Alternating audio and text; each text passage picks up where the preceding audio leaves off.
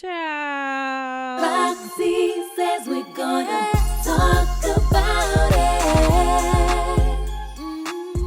What's up, y'all? It's your girl Roxiie with Roxiie Says, and we're going to talk about it today. We are reviewing Love is Blind, Season 8, Episode 12, and the finale, okay? We are going to see the weddings today, and because it's such a special occasion, I decided to wear black. It just seems really fitting, all right? So let's get right into this review. But before we do, I have something to say.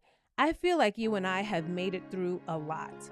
We have stuck together through the most boring season of Love is Blind in history.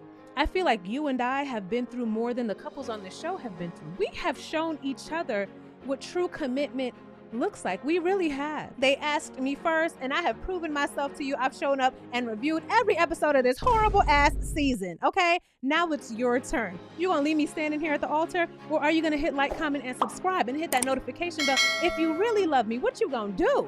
Is it yes or yes? Okay, let's get into this review. So it is the last day before the weddings, and we are here to see the couples go on their last couple of dates and have those final big conversations that they should have already discussed in the pods, okay? So Daniel and Taylor are still madly in love. They're looking forward to the future, and we see them have a cute date for Taylor's 32nd birthday. Although they both are very nervous, they definitely seem very optimistic, and I was thinking, yeah, these two are definitely getting married for sure, all right? Then we see Joey and Monica. They're on a little date at a conservatory, and although Monica says that she is so in love with Joey, she says it to us in her confessional, that's going to come up later, she also says that she's been holding back a bit because she hasn't heard him definitively say that he is going to give her a yes on decision day. And I'm like, okay, but Monica, have you told him definitively that you're going to say yes? And I get where Monica's coming from. She don't want to put herself out there before she has a bit of confirmation from Joey, but I do wish that we got a couple more conversations of Joey and Monica talking about intimacy and affection, because it's like they got engaged in the first or second episode, and then we didn't see them again until the honeymoon, right? And then I feel like a lot of the other couples and the drama overshadowed what they had, and maybe there were some things that we would have been able to pick up on if we saw more of them. I feel like we mainly saw their issues with the sister, and that was pretty much it. Everything else was just happy-go-lucky, friendly vibes, okay? So they speak about their love languages, and Joey says that his are acts of service and words of affirmation, and Monica's is also words of affirmation and physical touch, not to be confused with PDA, she says, all right? But her stating that would make a lot of sense as to why she's reeling at the fact that Joey hasn't just come out and blatantly say that he wants to be with her forever and always, all right? Then she tells him that they're not as affectionate as she's seen the other couples be. And she's like, you know, when I see them together, you can tell that they're in love, they're hugging, they're kissing, they're touching each other. And she says that she wants more of that, just not publicly, okay? She says, when we're alone together, you know, you could touch my thigh, touch my back, something. And Joey does say that he's been working on it, and Monica agrees, but clearly she wants a little bit more than what Joey has been giving, all right? So next we see Ben and Sarah, and their conversation starts off in the same exact way that all of their other conversations start off. Oh my God, I just love you so much. I didn't think that I would ever love someone like this. Oh my God, me too. I love you so much. I can't wait to spend the rest of my life with you. Oh my God, I'm so excited because okay, that's how their conversations always start off. So Sarah tells Ben that while he was at work, she listened to a church service from his church, and she said although they were very inviting and welcoming to people of the LGBTQ community, they are still based and rooted in traditional views. And she's looking at Ben, and Ben is like, okay, cool story, bro. Like, what you want me to say? Ben says that he doesn't know his church's stance on LGBTQ, and Sarah's question makes a lot of sense. She's like, how don't you know after you've been going there for so long? And I'm like, period, Sarah. Ben, don't you sit your ass up in there every Sunday? How can you be completely oblivious to what their stance is on that? That makes absolutely no sense. Do you not listen when you in there? So he claims that he thinks that his church is open, and he has heard excerpts at his church on their stance, but he just can't remember what it is. Ben, what? So why are you even going there? What, do you even know what they believe in there if you don't know that? He's full of shit, all right? So then we see Sarah trying to pretty much preach to Ben, and she reiterates that she wouldn't want religion to come in between their marriage and the decisions that they make for their kids. Then you should have broken up with him in the pods.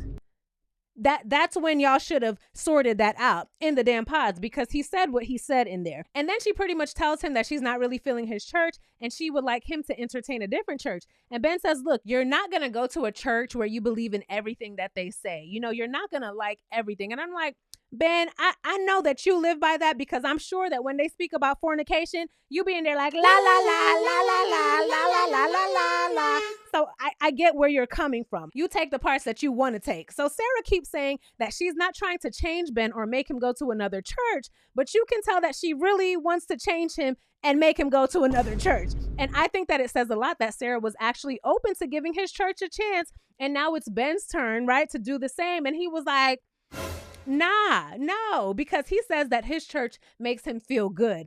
And maybe they can find something else that they both like together, but he said he ain't leaving his church, period. Sarah says that she never envisioned herself going to church. Okay, Sarah, Ben told your ass in the pods that he goes to church every Sunday and he would like his wife to come with him. He said you don't have to, but he would like his wife to come with him. And you said that you were okay with that, but now it's actually, I'm not okay with that. And I want you to come to Pride with me.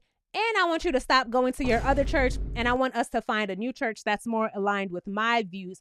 See, Sarah, that's your issue. You should have left Ben's ass in the pods. You should have. This is not the guy for you. Y'all do not align. I know you told your sister and your sister's partner that y'all align. I don't know what the hell alignment you were talking about, but it's not here. It's not here at all. And although Ben says that he has no issue at all with going to Pride, Sarah, you're going to have to pump your brakes with the church thing, because it doesn't seem like Ben is budging on that at all. And Sarah claims that she got a whole lot of clarity from this conversation, but it is obvious that she did not. And after an awkward moment of silence, Ben says, well, I love you, you know, and if there's ever anything that makes you uncomfortable, just let me know. This whole conversation is uncomfortable, very uncomfortable. At this point, both of these people just want to make it to the altar. I'm convinced, because if y'all didn't break up in the pods, y'all are still here talking about the same shit, and clearly y'all are not on the same page. Y'all should have deaded it right here, right? Because when that honeymoon phase is over and y'all are done with all the, oh, I love you, I love you, I love you, baby, y'all gonna be cursing each other out every Sunday morning before church, fighting over which church y'all gonna go to, fighting over which church the kids gonna go to. Absolutely ridiculous. Okay. So now we are here with Devon and Virginia. They're on a romantic date and we see Virginia fishing for a conversation again. And I was like, girl, just spit it out. But it's going to make sense why she does this later. Okay. In the finale. So she's like, so is there anything that you want to talk to me about? You know, anything that you want to know or anything. But Devon says no. He's like, I'm good. I'm not worried about anything. But in Virginia's confessional, she says that her and Devon have not spoken about the prenup since the day that she gave it to him. And I said, ooh, Virginia, you better not move forward unless he signs it. Okay. Don't do it. Then we see Devon tell Virginia that he has a gift for her that not only represents him, but it represents them together as a couple. And I was like, okay, let's see it. This man proceeds to pull out a damn basketball that has his last name on it, as well as matching jerseys with their name on it and the wedding date. Okay. Now, to some, this may be cute. To me, it's the equivalent of him, I don't know, buying her an Xbox with her name on it. Okay. It just doesn't seem like a gift that centers her and her interests. And I know that she said that she wants to be on the sidelines holding the baby while he's, I don't know, coaching the team and stuff like that. I see what he tried to do, but I feel like if he gave her a gift of something that she mentioned while on the honeymoon, I don't know, maybe she said, I like seashells. I don't know. And he got her a seashell and it was something that shows her that he's listening to her. I feel like a gift like that would have been amazing. It doesn't have to be something extravagant, but something a bit more intimate, something that shows that, you know, he's listening to what she likes. Even if he paired the basketball with something that was a bit more personal to her, I feel like it would have been even sweeter, but who cares about my opinion? These people don't know me. They don't know me. And Virginia in there talking about, oh my God, I love jerseys. All right. So she was happy with it as far as we can see. I really thought that prenup, the signed prenup was going to be in that bag, but it wasn't. So next we see the bachelor and the bachelorette parties. And I swear these get worse and worse every single season, So we see the men, they go to a Vikings training facility where they kick and throw the ball around and they're really excited about that. And then the ladies go and they have an elderly themed bachelorette party at the Mall of America. And they ride a Oh my gosh. They ride the up and down with the horses. Oh my goodness. I promise y'all, I had a childhood. A merry-go-round. A merry-go-round. They ride that, and they also ride a roller coaster. And I said, yay, slay. That was a bachelorette party. Oh my gosh.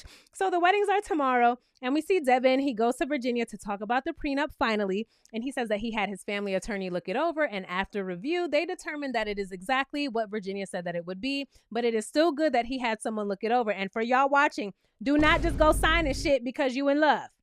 Get it reviewed, okay? Get it reviewed. Protect yourself. So Devon says that he and his family also feel better about the situation as a whole after having it reviewed, and they get a pen and they sign it together. And I'm really happy that Virginia stood her ground with that. And I can also appreciate that Devon went ahead and got it reviewed as he should, all right? So it is Sarah and Ben's wedding day. Yay, yay. They're both so excited, and they're so in love, and they're so confident. And they said that they've worked out all of their kinks.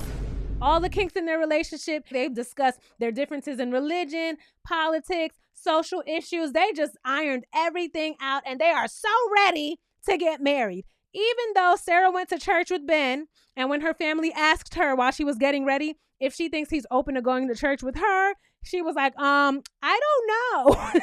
I don't know, but they're so ready. They're so ready, and they spoke about everything, okay? They have no concerns, and they can't see life without each other. We love to see it. And we see Ben telling his friends that they have had absolutely no problem tuning out all of the naysayers, from their family to their friends to people on social media. They don't care about anybody. They love each other. And then we see Ben in his confessional, and he says that there's absolutely nothing that would make him say no at that altar. So we see Sarah's sister and partner, and they're whispering, right? They're off to the corner whispering, and they say that they feel like Sarah will say yes just to please other people, and she's going to have some serious regrets if she goes through with this. And I said, I agree. But her sister is a bit hesitant on wanting to tell her this because, of course, she doesn't want to ruin her mood. She doesn't want to ruin her day or the moment, but they're seriously worried, and rightfully so, all right? But eventually, she does tell Sarah not to worry about what her answer might sound like or how it might make someone else feel. Just make sure that the answer that she gives is the answer that she wants to give and that she truly feels, all right? And in Sarah's confessional, she looks absolutely terrified, and she's saying that her heart is excited, but her brain is saying, I don't know. And I'm like, girl, that is your intuition telling you to get the hell up out of there, telling you to run, all right? So it is wedding time, and Sarah's stepdad walks her down the aisle. Ben is all smiles, but Sarah, she looks nervous AF. And child, when the pastor said, let us pray. Let us pray. And everyone bows their head and closes their eyes. Baby, Sarah does not. Sarah does not. And I'm like, girl, is that not enough of a sign that y'all should not be together? And the same for Ben. I am sure that if Ben took a peek while he was doing that prayer and he saw that Sarah's eyes were wide open, he would not be feeling that. He would be pissed at that too, okay? But at least Sarah did say amen. So I guess she making some type of progress. So they say their vows, which pretty much sounds like a compilation of all of the things that they've been saying throughout this entire season. And they ask Sarah first. And she looks like she about to throw up. All over Ben, all over the pastor, all over everybody. But that is the end of episode 12. And now we are on to episode 13, the finale, okay? So we're waiting on Sarah's answer. And she finally says, look, Ben, I love you so much, but I need my partner to be on the same wavelength as me. So I can't say yes to you today. And I said, yeah, let's go. Let's go. That was the only right answer. That was the only right answer. But she does say, I still love you. I still care about you. And Ben is smiling like a robot, smiling like a robot. And he says, I love you too. And I want to stay with you. And I want to keep growing with you in our relationship if you let me. And Sarah was like, we're going to have to, we could talk about that later. Translation, no. Translation, no, I don't want to continue anything with you. But, you know, she want to let him down easy. She don't want to embarrass him because they're still at the altar. I understand, okay? But they keep it cute. They keep it sweet. Sarah turns away. She leaves Ben right at the altar. We see a whole lot of shocked faces. We get a splash of Lauren and Molly. They're sitting in the crowd. We see Sarah's sister and partner. They're trying very hard to contain their smiles, but it is a beautiful day for them. And Sarah's family and friends, they all follow her outside into the truck. And she's like, I'm okay. I'm okay. Don't worry about me. I'm just hoping that I made the right decision. And I'm like, girl, you did. All right. So she continues to tell them all of the things that she didn't like. She's like, look, we spoke about BLM and I didn't like his answer. And then I asked him what his church's views were. And he said that he didn't know. and he didn't have much to say about other political issues when I would bring them up. But Sarah, like I said before, you knew all of this in the pods, girl. You knew all of this in the pods. So good on you for walking away at the altar, but you should have walked away in the pods, saved us all of this time, saved us 52 episodes. And as far as continuing to date, she says that she doesn't really want to date because she knows that it's not going to work out. Good for you. It ain't going to work out. Meanwhile, Ben is telling his friends that he did think that it was a sure thing, but there was also a chance that she would say no because they didn't align perfectly. But he says that he didn't think that it was anything that they wouldn't be able to work through. And in Ben's confessional, he says that he was his true self during this entire experience and he wouldn't have done anything differently. And we see Ben's friends pray for both Ben and Sarah, and that's the end of their wedding, all right? So now it is time for Monica and Joey, and she tells her family and friends that her only reservation is that he's very analytical and he's not as emotional. So sometimes it's a little hard for her to believe the words that he's saying because he doesn't follow it up with that emotion. Joey says that he thinks that Monica is an absolutely amazing person, and he says that he's happy that he got the chance to meet her and her family, except for her sister. Joey still is not feeling that sister, okay? And speaking of sisters, Nicole, she lets Monica know, she's like, you know what? Joey's grown on me just a little bit, but I still question his intentions. And I don't think that Monica is good at reading people. I told you already. I'm the reader. I'm the one who reads people. Because remember, Monica, when you dated that guy in high school, girl, you really gonna use someone that Monica dated 15 years ago as an example? Seriously? But Monica says, look, I'm happy. I can make my own decisions. I can make intelligent decisions. And I do love how Monica's friend stepped in and had her back. And she's like, look, I like Joey. I think that he's great. Monica, I am so proud of your growth. You know what you want, and that is so impressive. Translation, Nicole, shut the up. Just shut it up. That's what she really wanted to say. And also, shout out to Monica's friend because she was crying at everyone's dress reveal during the fitting. It was so sweet. You can see that she is not a hater. She was super supportive. And before they all leave Monica to be alone for a little bit, Monica reminds them that she is a strong, independent woman. And I said, okay, Monica, were you listening to some Destiny's Child while you was getting ready this morning? Okay, I see you. And her mom lets her know that she knows that the answer is in her brain and in her heart. And Nicole interjects and she says, and in your vagina. Now listen, I don't know if that was just an innocent joke or if it was a dig at Joey. We know Nicole don't like Joey, so I'm not sure if maybe Monica gave Nicole a little bit of tea on their intimacy. Maybe it didn't go so well. I don't know. But I feel like because it's Nicole, there's a little shade to it. All right. So Joey and his best man, they all have on those Hawaiian shirts that Monica loves oh so much. And they have a whole little frat party before the wedding. We see his family. They come in. His mom gives her blessing. And you can tell that she really, really likes Monica. And she is super excited for Joey. And in Joey's confessional, he says that although he might not show it, he is very in touch with his emotions. And that is what he's going to be tapping into to make his decision at the altar. And Monica says that although she doesn't want to base her answer on what Joey says, she thinks that she will. So it's wedding time and it starts off very emotional because we see that Joey put a wheelchair in the family row for his late sister Chassie, and his mom immediately starts crying when they point it out to her, right? So Joey literally skates down the aisle on his skateboard, and Monica looks so beautiful with both of her parents walking her down the aisle. And I said, he ain't crying. And while Monica was getting ready, Nicole was in there talking about, he better cry. If he doesn't cry, it's a problem. So we know she's going to bitch about that later, okay? But Monica and Joey look so happy to see each other, and they are just bursting with nerves. And I had to rewind their vows because I was like, hold up. I didn't hear any I love you.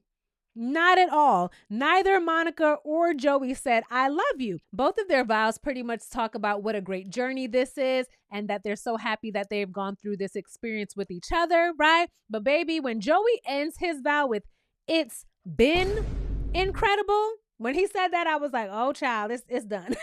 This wedding, this marriage is not happening, okay? So it's time to answer. And they ask Monica first, and she throws her head back like, damn, I wanted them to ask him. Why y'all ain't ask him? I told y'all to ask Joey first. So it's time to answer. And Monica says, I don't right now, okay? And Joey grabs his skateboard. He skates up out of there. And Nicole is like, yes. And she gets up and she starts twerking, baby. It was a hot ass mess. Okay, that is not what happened. That is not what happened at all. I always got to correct myself because I forget that some of y'all don't watch the actual episode. So let's rewind, okay? Let's bring it back. Joey was very sweet. She did say no, but Joey was very sweet. He was like, you know what? It's okay. I understand. And Monica says that she just doesn't feel like they're at 100% yet. And she tells him, look, I do love you though. And he doesn't say it back. He doesn't say it back, but they do share a very friendly hug, a lot of patting of the back, if you will. And he also agrees that he wasn't 100% about it either. They share another hug. Everyone claps. And Joey gives a lovely speech about still cherishing every moment, even if the outcome may not be what you expected it to be. They thank everyone for being there and they walk out hand in hand. All right. I feel like if Joey went first, he still would have said no. But I definitely think that if Joey went first and he said yes, Monica would have definitely said yes too. I 1000% believe that because she pretty much said that in her confessional. She was going to base her answer off of what Joey said. I do think that this just might have been the cutest altar breakup that we have ever seen. In Monica's confessional, she does say that it sucks that Joey doesn't feel as strongly for her as she does for him. And she says that he never really affirmed what they had. In Joey's confessional, he says that he thinks that Monica's sister played a huge part, as well as him needing to improve on the physical affection part. I think that the physical affection was a bigger part than the sister, if we're being honest, all right? But he does say that at the altar, it was the very first time that Monica ever told him that she loved him. And he's like, I didn't know she loved me. She never told me this before. And I was like, okay, so y'all both need to have better communication at affirming your feelings for each other. That's a two-way street. And I honestly feel if neither of y'all have ever said I love you, y'all shouldn't even be at the altar in the first place. How did y'all get here? I don't know if it's just that y'all need to improve on your communication and maybe later down the road it can work out, or maybe you two just need to remain friends, okay? So now it is time for Devon and Virginia. And Virginia is saying that she is so thankful for Devon. She loves him so much. He is the person that she didn't know that she needed, and she feels so confident in what they have. And she feels like Devon really taught her that love is blind because she has never been with someone who treats her the way that Devon treats her.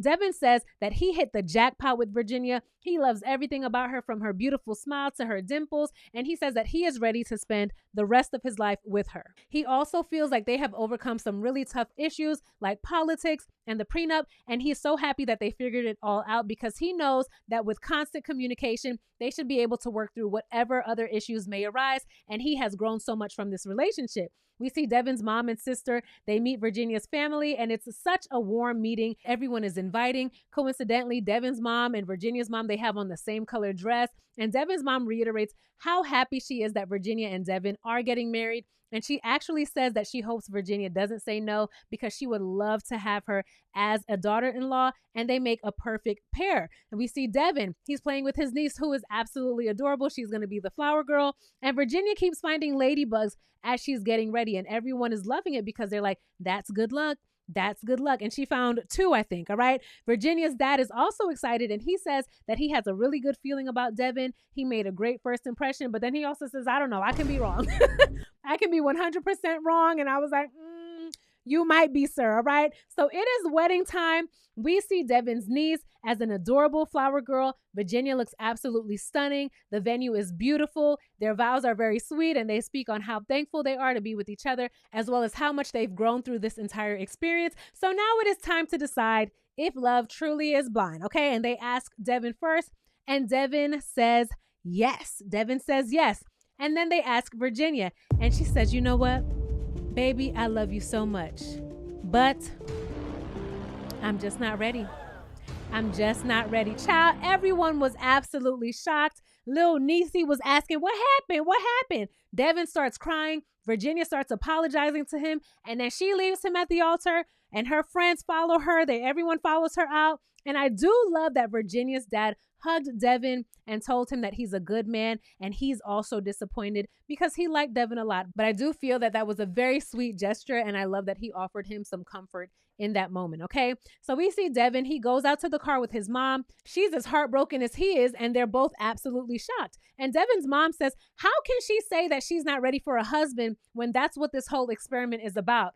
Mama, just because they get engaged does not mean that they have to get married. That's also part of the experiment, okay? It's not a guarantee that they're going to get married. You ain't see that he ain't show you the show, mama. Anyway, so we see Virginia. She's apologizing to her dad and to her mom and to her friends. And she says that she does love Devon a lot, but it's just moving a bit too fast for her. And when she said that to them, I was like, there has to be more to it than that. There has to be more to it than that. And in her confessional, that's where she gives the real tea, okay? And she says that they had a lot of conversations like the one with politics. And she says that she felt like she tried to protect him. I understand what she means. And she says that there were other things that he didn't want her to push him on, so she didn't. And because of that, there were important conversations that were never fully fleshed out, and they didn't reach the full depth of their relationship. And I can 100% understand that. I said this in previous reviews. Devon isn't the most transparent person. He is someone who you're going to have to keep digging to get his full and honest opinion or full details on something. So if he kept shutting those conversations down, then of course Virginia would feel like she doesn't know enough about him to marry him. And she also says that as far as the sexual, they didn't really get into that either. And I said, hold on, but Virginia, when coming to politics and intimacy, I definitely remember y'all having a conversation about that, and you were completely fine with all of Devon's answers, okay? He asked you how you felt about the intimacy. You say, oh, it's good. It's good. He asked you how you felt about y'all voting differently at the polls. You're like, oh, it's good. It's good. So why didn't you have this conversation before? And if he shut you down at these conversations, then y'all could have broken up before this. Y'all didn't even need to make it to the altar, honestly, because how can you marry someone who you can't have a conversation with? Or how can you marry someone who doesn't allow you to ask them questions? That's crazy. Then she also says that Devon's mom told her that someone gave them a check as a wedding gift. You know, probably in passing, Devon's mom was like, oh, so-and-so, you know, they gave a check for you guys as a congratulatory gift for your wedding. And she says that she was waiting on Devon to mention this check, and he never mentioned it. And she felt like it was shady. And I'm like, not Devon hiding money so he could go buy some new sneakers. Devon, not nice, Devon. But Virginia says that she doesn't regret her decision at all. And I feel like it was the right decision as well. I said in my previous review, I don't think that these two should be together. They have very different views on many things, on politics, on religion, on finances. I don't think it would have worked. And I wish both her and Devon the best. Okay. So last but not least, we are with Daniel and Taylor. And child, this is 15 minutes of Daniel and Taylor just singing each other's praises. We see that Taylor wrote Daniel a sweet love letter, and Daniel sent her a card with a bracelet to wear. Very, very sweet. Very, very Daniel and Taylor. All right. We learned that they haven't been intimate yet, and they have decided to wait until after the marriage. Both sets of parents are excited. Very emotional, especially Taylor, because it means everything to her to be able to have both of her parents walk her down the aisle. So it is wedding time, and we see Daniel's sister. She is on the piano singing and playing as everyone walks in. She sounds absolutely beautiful. Their vows were beautiful. And I was like, okay, we already know that both of y'all are going to say yes. So Netflix, do not drag this out.